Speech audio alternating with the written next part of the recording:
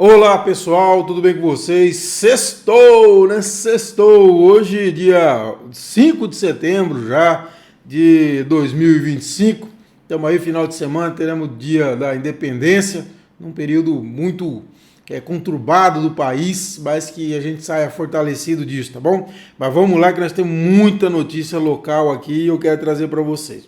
Primeiro, deixa eu falar com vocês sobre a movimentação do governo Laurez Moreira. Ele colocou o César Halum de volta à Secretaria da Agricultura e Pecuária, né? O Halum já foi secretário dessa pasta no governo Carles. Aí depois ele saiu do governo Carles e ele continuou no governo Vanderlei Barbosa como secretário da governadoria. Quando saiu para ser candidato, no meio da campanha rompeu com o Vanderlei, declarou apoio para o Dimas e tal, e aí foi um dos primeiros exilados do governo Vanderlei Barbosa, como eu vou falar daqui a pouco, e acabou ficando de fora e agora volta, né, como secretário da Agricultura, uma pessoa muito experiente, conhece muito da área, né. Outro nome que foi confirmado aí é o Josué Pereira Morim, que é o novo procurador-geral do Estado. Já estavam definidos o Ailton Araújo, né, que é o chefe de gabinete, a Luísa Rocha Pinheiro, que é da comunicação, e o Vitor Teles na Casa Militar. E o Laurez definiu aí uma série de interinos, né, são secretários temporários, acumulando pastas, são 32 pastas, tem a relação aí na coluna do CT, vocês dão uma olhada aí, beleza? E eu apurei também alguns cotados, né? Entre os cotados aí, o mais certo é o Raul, que vai para a Secretaria da Governadoria. Raul, que é o homem talvez mais próximo hoje do Laurez, nos últimos anos, nesse período do exílio do Laurez também, né? O Laurez também foi exilado pelo governador Vanderlei Barbosa, e ele ficou exilado, e o Raul foi um dos homens mais próximos do Laurez nesse período, deve assumir aí a governadoria. Outro que deve assumir o Dr. Buti, um MDBista histórico, advogado, o Herbert Brito, né? O Dr. Buti, ele é o mais citado aí para a presidência do Intertins, né? Ele foi secretário de Segurança e também presidente do Naturatins nos governos Marcelo Miranda. Dos exilados, nós temos o Cairo Bernardo. O Cairo, ele é um dos exilados aí pelo governo Vanderlei.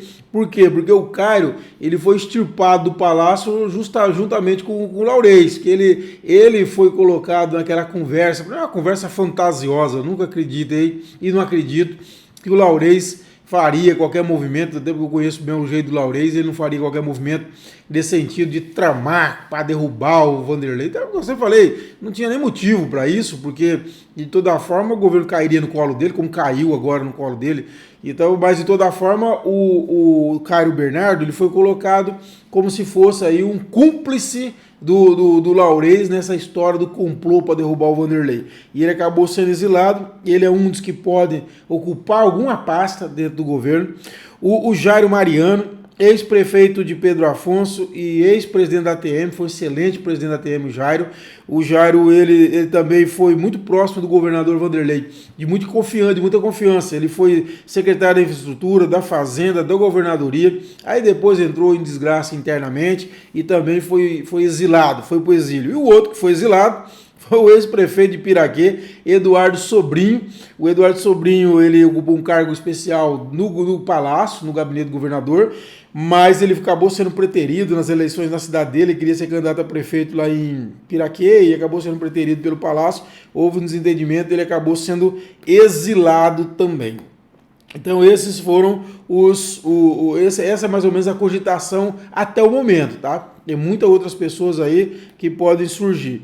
Bom, o vereador de Palmas, Carlos Amasta, já protocolou o primeiro pedido de impeachment contra o governador afastado, Vanderlei Barbosa, baseado na decisão do ministro Mauro Campbell, nas denúncias que teve lá.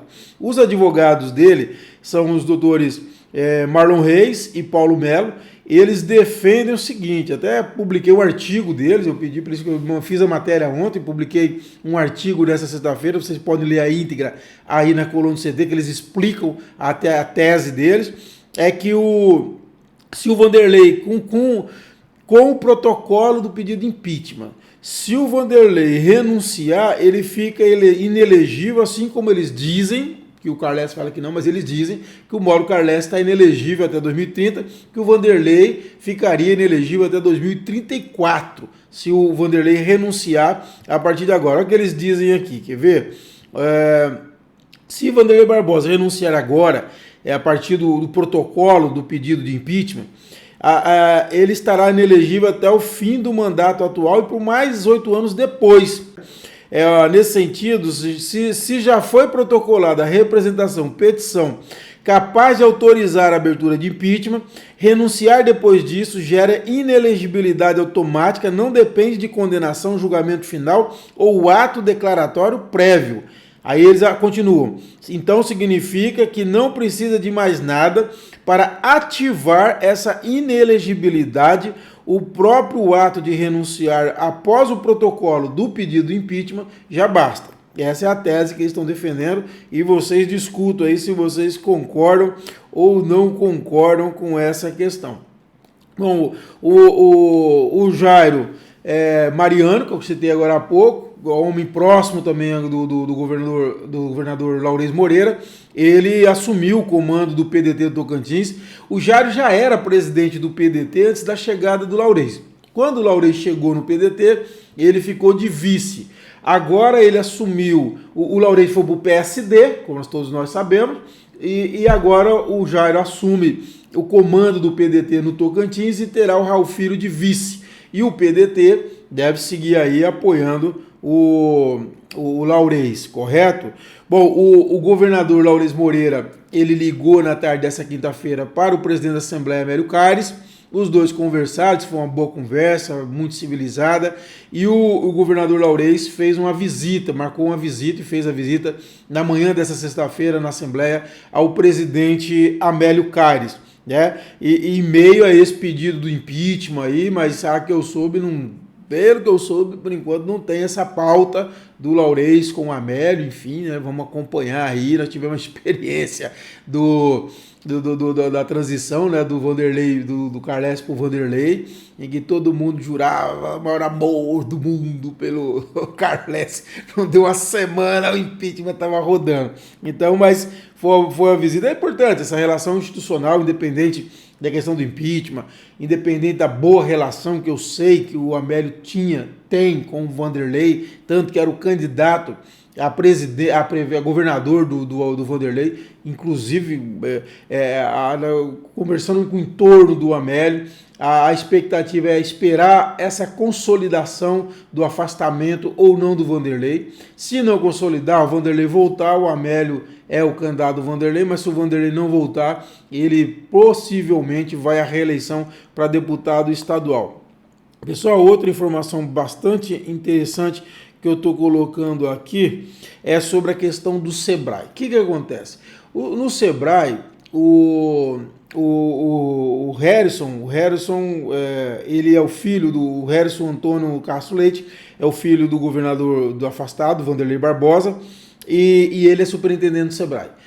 O que acontece? Ainda não tem nenhum movimento concreto, mas existe conversa, portas fechadas dentro do Sebrae sobre essa questão, que há uma expectativa, como eu estou dizendo aqui, que o governo Laurez pode pedir a demissão do Harrison, que é filho do Vanderlei, da superintendência do Sebrae. Coisa que, inclusive, essa indicação do Harrison para superintendente do Sebrae foi uma das coisas mais bizarras que eu já vi. Quando me falaram isso na época, eu fui o primeiro que noticiei isso, nem eu acreditei, só acreditei porque a pessoa que me disse era a pessoa do conselho. Mas eu fiquei impressionado com isso, com a fome, assim, de meio que familiocrata demais, né? Mas tudo bem. Caso o que eu apurei com pessoas do Sebrae, eles estão conversando sobre isso internamente, não há nada de concreto, mas há uma expectativa que, se consolidar esse afastamento do Vanderlei, o governo Laurez vai pedir a demissão do Harrison. Isso é possível. O governo tem 2 assentos no Sebrae, tem da Unitins e tem da Secretaria de Indústria, Comércio e Serviços, então ele pode pedir isso, e também pode vir um pedido até da Executiva Nacional. né? E nós vamos entender aqui. Primeiro, então, o conselho tem 15 membros, né? Dois assentos, como eu disse, do governo do estado, Unitins e SICs, e eles podem pedir, e o que me disseram lá, pessoas boas do conselho, é que ninguém vai se colocar contra o governo. Se o governo pedir, eles vão ter que fazer. O que eles querem é um acordo entre os membros para que não tenha mais nepotismo, porque a gente tem uma coisa horrorosa, né, cara? Um governador indicar o filho, que tudo bem, é um menino novo, inexperiente, para um cargo dessa envergadura. Não tem, esse menino não tem, assim, ele pode, boa pessoa, pelo que eu sei e tal, vai lá na frente, com mais experiência, ocupar um cargo desse, pode ser uma pessoa talentosa, etc. Mas esse é um cargo com uma pessoa muito experiente, né? E eu achei um absurdo, total, assim. Agora, e eles querem impedir, mas independente dessa questão da experiência, eles querem impedir esse nepotismo.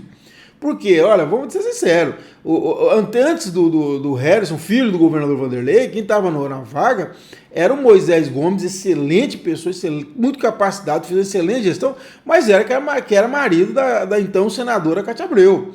E eu acho que essas coisas, sabe, fogem do campo da institucionalidade.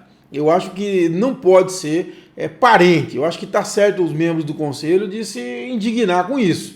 Isso é um negócio horroroso, até uma fome por espaço para a família, que é um negócio fora do comum, horroroso, tá bom? Agora, pesa, do ponto de vista político, pesa essa questão. O Laurez e o Vanderlei são inimigos. Então, não tem como ficar o Harrison como indicação do governo, que é indicação do governo. O governo que indicou, o Vanderlei falou, eu quero o meu filho. E pronto, colocou o filho, empregou o filho no Sebrae. Essa é pura e simples. Então, está lá porque é filho do governador. Ponto. Não é por outro motivo. É só por esse. Então, assim, tá certo. Então, tem esse problema político e o Laurez, com certeza, deve agir nesse sentido.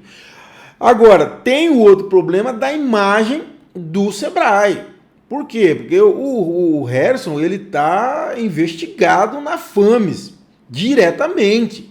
A posada, a tal da posada Pedra Canga, lá em Itaquaruçu, que a Polícia Federal suspeita que está em construção desde 2020 para lavagem de dinheiro, diz a Polícia Federal, para lavagem de dinheiro, que já recebeu R$2.432.000 diretamente do Harrison, do Vanderlei e do outro filho do Vanderlei, do deputado estadual Léo Barbosa. Isso está dizendo a Polícia Federal, sei eu não. E o doutor Mauro Campos, o ministro relator da FAMES no STJ, ele citou um laudo lá na decisão dele que diz que já foram investidos nessa pousada R$6.386.000.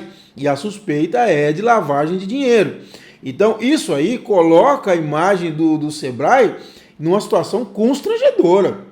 O Sebrae, que é uma das entidades de maior credibilidade do Brasil. Então, essa é a questão do pano de fundo dessa história, ok? Então, deve ter mexida nesse sentido. Agora, a leitura que eles fazem reforçando, se consolidar esse afastamento do Vanderlei. Ninguém vai fazer isso agora, lógico, né? Mas se consolidar esse afastamento do Vanderlei, é bem possível que haja essa mudança aí, até porque o mandato dessa diretoria vai até março de 2027. Então, possivelmente, tem essa mudança aí nessa história, tá bom?